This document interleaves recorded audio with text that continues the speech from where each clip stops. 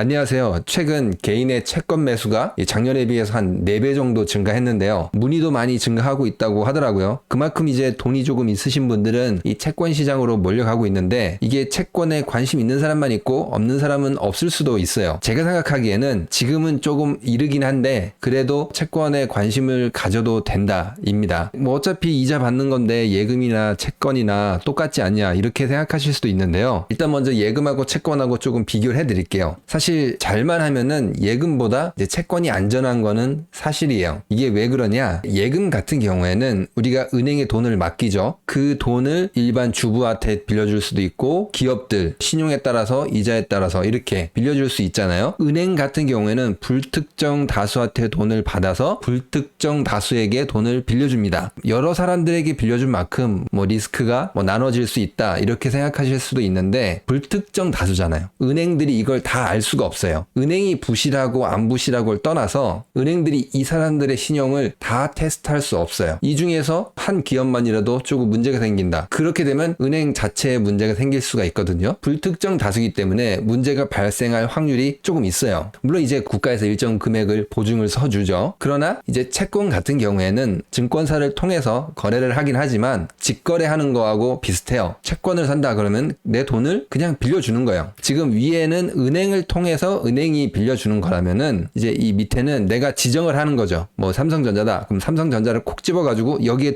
특정을 해가지고 돈을 빌려주는 거기 때문에 어떤 곳에 투자하냐에 따라서 안전할 수 있다는 거죠. 최근에 이게 문제가 되고 있는 게 예금 같은 경우에는 이 저번 영상에도 말씀을 해드렸지만 뭐 2030한테 돈 빌려줬어요. 근데 이들이 실직자가 돼봐요. 돈을 받을 수가 없죠. 은행들이 문제가 생길 수가 있어요. 그리고 지금 문제가 되고 있는 이 PF 지금 상황이 안 좋단 말이에요. 이게 불특정 다수 중에 누가 언제 부도가 나서 은행한테 돈을 못 갚을지 몰라요. 근데 이제 반대로 채권은 내가 지정을 할 수가 있잖아요. 진짜 안전한 기업들에만 돈을 빌려주겠다. 증권사 들어가가지고 뭐 어디 기업 채권 매수한다 이렇게 클릭을 하잖아요. 뭐 예를 들어서 내가 삼성을 산다 이렇게 할 수도 있는 거고 아니면 국가에서 보증해주는 공기업들 이런 데 채권을 사는 거는 사실상 국가에 돈을 맡기는 거잖아요. 어떻게 보면 훨씬 더 안전하죠. 이렇게 생각할 수도 있어요. 여러분 은행이 망하면은 대한민국이 좀 무너질까요? 힘들긴 하지만 무너지진 않겠죠. 근데 반대로 우리나라의 뭐 삼성전자와 같은 기업 이런 게 무너진다면은 어떻게 될까요? 훨씬 더 타격이 크겠죠. 그만큼 삼성전자가 이제 훨씬 더 안전하다 그런 이야기죠. 여기 나오는 공기업들도 마찬가지고 내가 잘만 하면은 뭐 은행 금리 이상으로 돈을 받을 수도 있고 조금 더 안전할 수 있다 그 말입니다. 그래서 이 자산가들 같은 경우에는 물론 예금도 하겠지만 이제 채권에 조금 더 관심을 가지시는 것 같아요. 보는 눈이 있는 거죠. 근데 이제 제 생각에는 조금 빠른 것 같아요. 그건 이제 바로 뒤에서 이야기하고 이제 그 전에 이제 채권이 또 좋은 게 예금 같은 경우에는 원금하고 이자만 있는데 채권은 원금 투자하고 이제 이자도 받잖아요. 중간에 매매를 할 수가 있거든요. 여기에서 이제 약간 차익이 발생할 수도 있어요.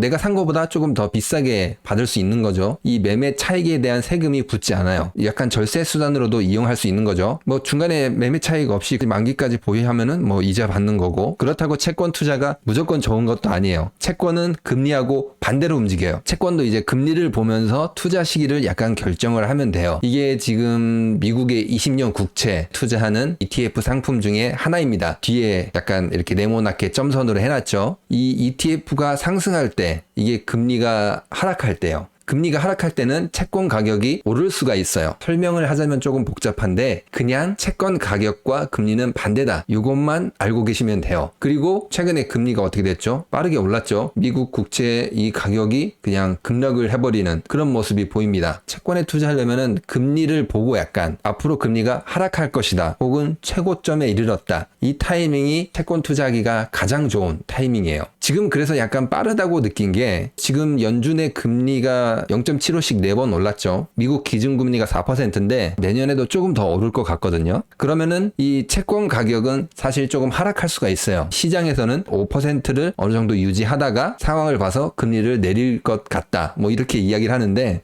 저도 그것에 약간 동의를 하는 게 이제 미국 물가가 조금 안정될 조짐이 약간 보여요. 현재 미국 물가에 가장 부담이 되는 게 뭐 임금 상승률하고 주택 가격이 가장 부담이 되고 있는데, 임금 상승률 같은 경우에도 약간 안정될 기미가 보이고 있어요. 그리고 주택 가격 지수도 지금 하락을 하고 있는데, 이렇게 되면은 전체적으로 물가가 좀 안정을 찾을 수 있을 것 같아요. 근데 조금 아직 불안하죠. 또 올 겨울에 어떻게 될지 몰라서 사실 저는 조금 지켜봐야 된다고 생각하거든요. 그리고 이제 내년에 되면은 이 채권 시장이 더 안 좋아질 전망이거든요. 이제 내년 상반기까지 이 회사채가 68조, 엄청나게 많은 물량이 쏟아질 예정입니다. 시장이 소화를 해야 되거든요. 이렇게 되면은 채권 금리가 오를까요? 더 안 오를까요? 더 오르겠죠. 물량이 많아지는데, 그러면은 그만큼 더 많은 금리를 내야지 사람들이 관심을 가지겠죠. 그러니까 내년 상반기에 물량이 거의 쏟아질 때, 이때는 아무래도 채권 금리가 깜짝 놀랄 만큼 상승할 수 있을 것 같아요.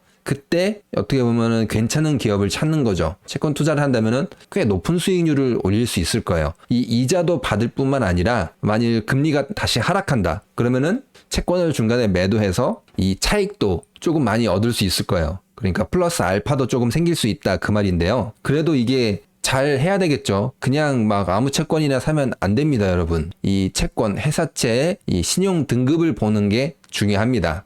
돈을 갚을 능력이 있냐 해가지고 증권사 가면은 뭐 AA냐 뭐 BB냐 이렇게 다 옆에 써져 있어요. A가 조금 많으면 당연히 더 좋겠죠. 그리고 이것보다 더 중요한 거는 사실 재무제표를 조금 보셔가지고 이 현금 흐름표를 보시면 더 좋아요. 기업에 현금이 얼마나 있는지 이거를 확인해서, 현금이 많으면 많을수록 아무래도 이제 부도날 확률이 적거든요. 그거를 확실히 확인을 하고 매수를 한다면은 굉장히 괜찮은 투자 수단인 것 같아요. 그리고 이제 또 주의해야 될 게, 경제가 어려운 만큼 이 단기로 빠르게 굴리는 게 더 약간 좋을 것 같아요. 한국 경제가 진짜 지금 위험해 보이잖아요. 여러분들 보시기에도 약간 위험해질 수도 있으니까 빨리 단기로 이제 어느 정도 이자를 받고 현금으로 해놨다가 또 좋은 데 있으면 조금 투자하고, 이런 식으로 치고 빠지기 전략, 이렇게 하면은 채권 같은 경우에는 나쁘지는 않은 것 같아요. 지금 이제 채권 투자 하시는 분들 많이 있다고 이것도 너무 막 따라가지 마시고 약간 전략이 필요할 것 같습니다. 안전한 기업들, 현금이 많은 기업들